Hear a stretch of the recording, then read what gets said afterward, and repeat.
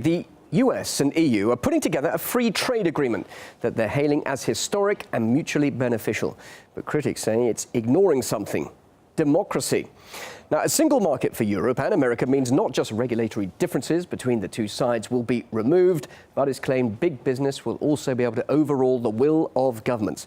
However, the EU has promised big benefits of 119 billion euros annually. Well, let's discuss this now with the host of RT's financial show, The Keiser Report, and here is Max Keiser live from London. Max, 119 billion euros profit every year. This is exactly what the struggling European economies want, isn't it? This is surely good news. No, Bill, this is an unbelievable act of corporate hubris.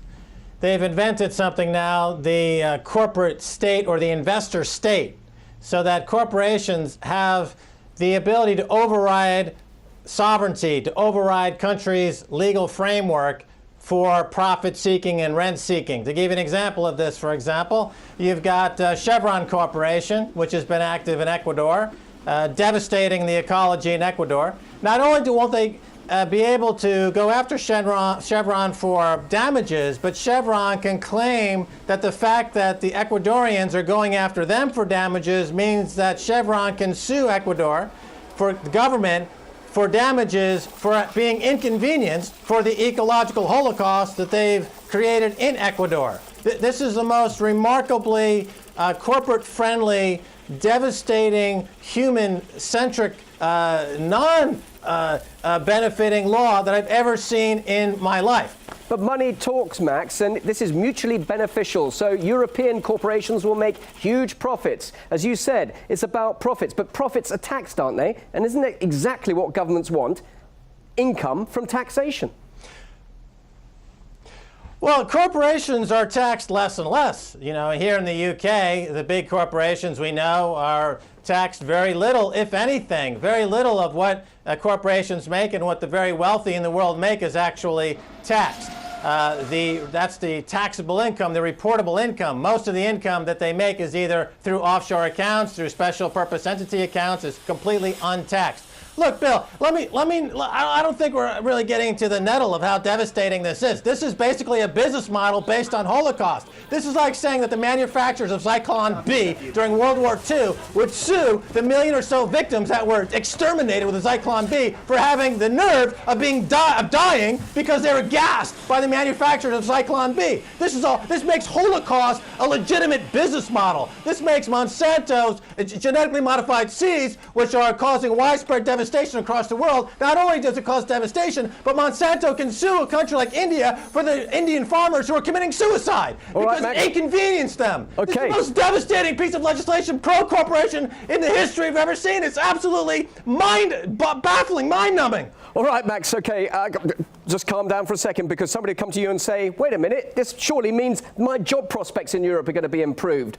Why not let this deal go ahead? Because it's my life at stake at the moment in a devastated European economy. I want a job, and it's going to improve my prospects.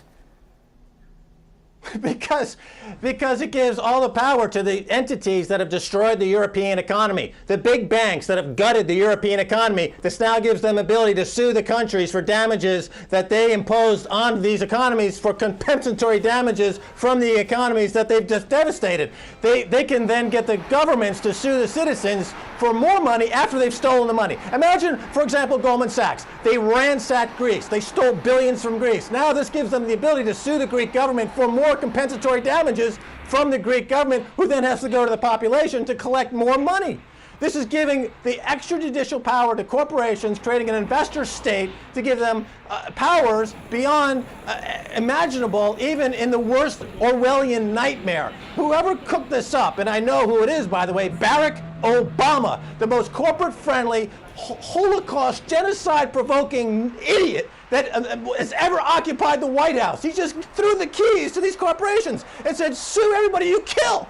It makes killing and genocide a legitimate business model. Okay, more strong words from me, but what I want to ask you, surely Brussels will listen to what you have to say. They will have those concerns, and they will surely make those laws protecting consumer interests and indeed the environment from any invasive policies from the US. Surely they're not just going to let that stand back. We know how strong Brussels is with legislation anyway.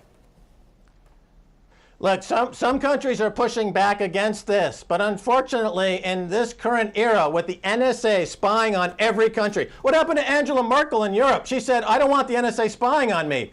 Now she's laying down, supine, just letting this new law which favors American corporations to roll over her like a little frau in the woods, like a Bambi in the woods, just roll over. Well, she should stand up for her citizens. She's being completely duplicitous by saying, we don't want NSA, but we want this new law. So she's been identified as a completely duplicitous, completely in the pocket of American corporations. There are some countries that are trying to push back, but remember, with the NSA in power, with the US dollar as world reserve currency and the Federal Reserve Bank running the world's economy, there's very little recourse. And you've got extrajudicial killing, extrajudicial lawmaking. America has become a rogue state. America has become an outlaw state. And these countries have to wake up, or they're going to find themselves in this American casino gulag state, where they're just being thrown down into a dungeon and forced to trade online virtual games to make virtual gold for their masters at Facebook or some other virtual corporation or gaming entity or casino operator. It's devastating, Bill.